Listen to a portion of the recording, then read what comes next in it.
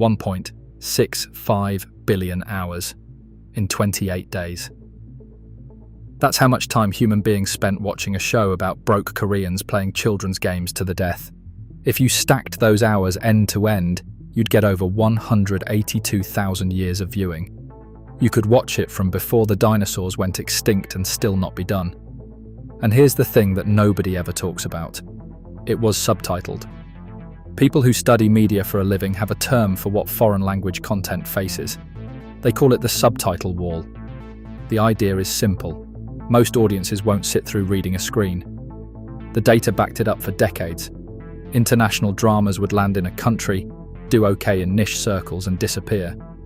That was the rule. Squid Game didn't just break that rule, it demolished it. Season 1 became the most watched show in Netflix history. Season 2 broke the premiere week record. Season 3 hit #1 in all 93 countries' Netflix tracks, every single one, in its first week. So the real question isn't, was Squid Game popular? You know it was. The question is, why did it actually work? Because the numbers are so extreme that they demand an explanation beyond, it was good. And that explanation is more interesting than the show itself. Let's get into it. Let me give you the Squid Game pitch as it existed before anyone had seen a single frame. A Korean drama, subtitled, about poor people dying in debt, no movie stars, no existing IP, no superhero, set entirely in a warehouse. Budget, $21 million, about the cost of 2 episodes of Game of Thrones. If you took that pitch to a Hollywood executive in 2019, they would have laughed you out of the building. And here's the dark part. Korean studios already did laugh. Director Hwang Dong-hyuk started writing Squid Game in 2008. He was personally drowning in debt at the time. He had sold his laptop to pay bills. And he started sketching out a story about desperate people gambling everything in a game they couldn't win. He shopped it around Korean broadcasters for years. Nobody wanted it. They said it was too dark, too unrealistic, too expensive to execute, too risky. He shelved it, moved on, made other films. Then Netflix came to Korea looking for original Korean content, and Hwang dusted off a 13-year-old idea. Netflix greenlit it, paid $21.4 million. That's the first thing that should shock you. This wasn't a show that studios were fighting over. It was a rejected script that spent over a decade collecting dust. The biggest show in streaming history was almost never made. But okay, Netflix made it. Now it still had to cross the subtitle wall. And here's where the cultural gap angle gets really interesting. When Squid Game dropped in September 2021, something unusual happened. Western audiences didn't just watch it, they talked about it, loudly, immediately. The red light, green light clip went viral on TikTok before most people had even started the show. It became Netflix's top-performing TikTok video of all time, with 128 million organic views. People who had never heard of Korean television were asking their friends, "Wait, what is this?" That's the cultural gap working in reverse. The same unfamiliarity that was supposed to be a barrier became the draw. The games were recognizable. Children's games exist in every culture, but the setting was strange. The visuals were striking and unlike anything in Western TV. The pink jumpsuit guards, the giant doll, the geometric shapes on the walls, it looked like nothing else. And that difference was the hook. Duolingo reported a 40% spike in Korean language learners after Season 1. White slip-on Vans, the shoes worn by the players, saw a 7,800% sales increase. Dalgona candy, a Korean street food featured in one of the games, started appearing in bakeries across Europe and North America. People weren't just watching the show, they were entering the world it came from. Here's the thing the cultural gap argument misses. When something feels foreign, it can also feel urgent. You feel like you're discovering something, like you're ahead of the curve. And in the social media era, that feeling spreads. But none of that explains why the show was good. Plenty of weird, visually striking shows don't become the most watched program in human history. So let's talk about what Squid Game actually did with its premise, because that's where it gets really smart. Here's the thing people forget. Squid Game isn't really about the games. The games are the structure. The show is about debt, about what it feels like to be economically trapped in a system that tells you your failures are your own fault, and then watches you compete for a way out, for entertainment. Hwang said in interviews that he wanted to write an allegory about modern capitalist society. He'd been inspired by his own financial collapse in 2008 and by the broader debt crisis gripping South Korea at the time. In South Korea, millennials and people in their 30s carry the highest debt-to-income ratio of any demographic in the country. Youth unemployment is high. Housing costs have exploded. The social contract, work hard, get ahead, had started to feel like a lie. Sound familiar? This is the mechanism underneath Squid Game's global appeal. The specific context is Korean, but the feeling is universal. Working-class people being chewed up by a system designed to benefit the wealthy, told they had a fair shot, dying for someone else's amusement. That's not a Korean story. That's a human story. Look at the cast of characters. A man who lost his job and fell into gambling to escape the humiliation of it.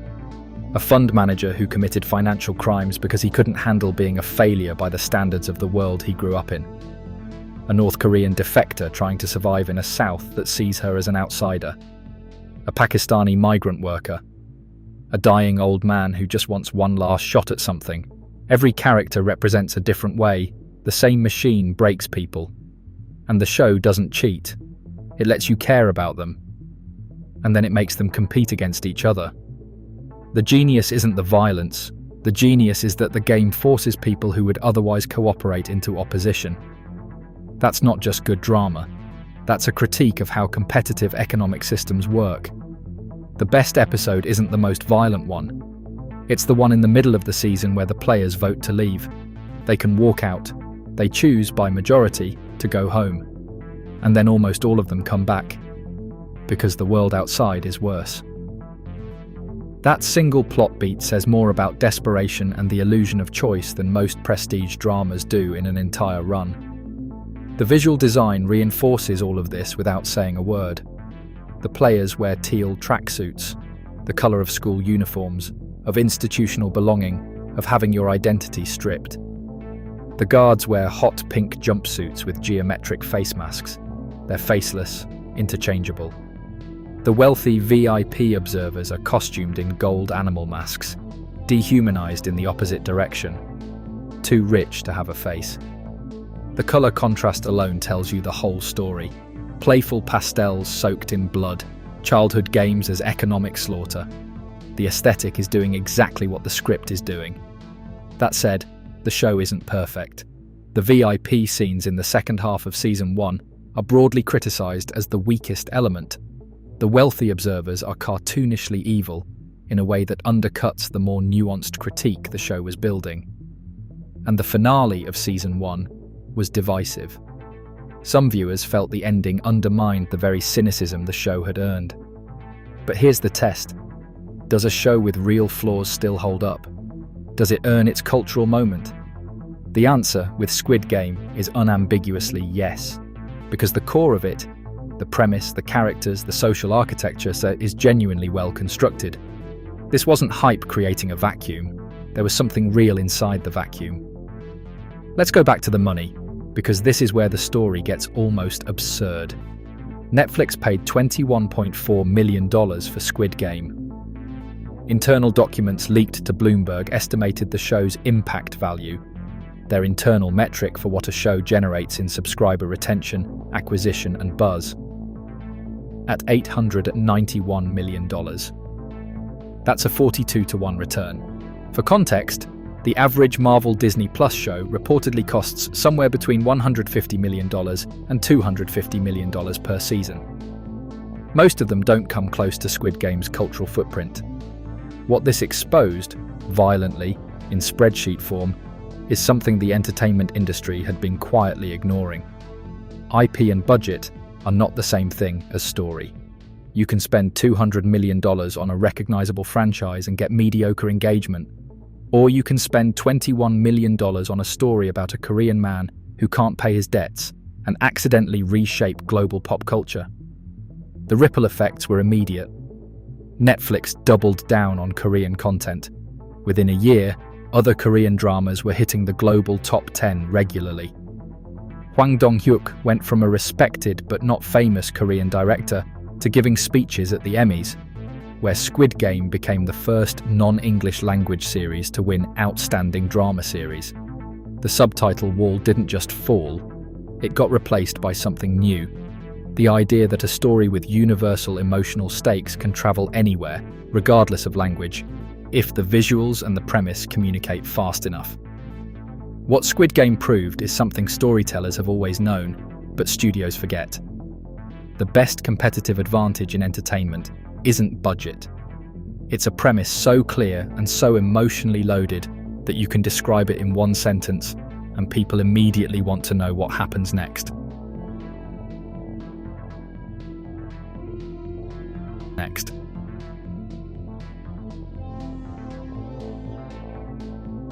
Next.